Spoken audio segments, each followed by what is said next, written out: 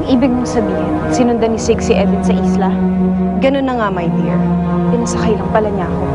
And to think I almost fell for it. Well, I can't just wait here, tita. Mamaya, baka magkabalikan pa yung dalawang yan. Well, sa palagay ko hindi mangyayari yun.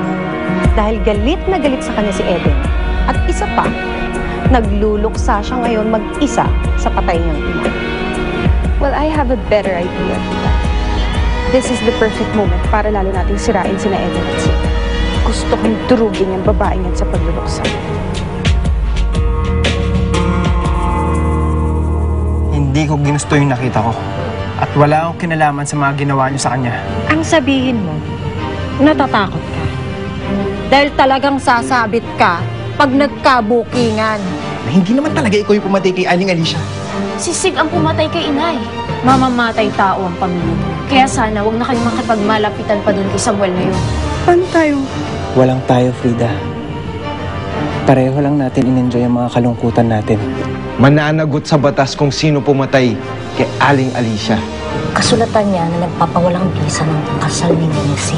Don't worry, si Sig naman ang gagastos ng lahat para sa annulment niyo. Ikaw ang dahilan ng lahat ng paghirap at pagdurusa ko!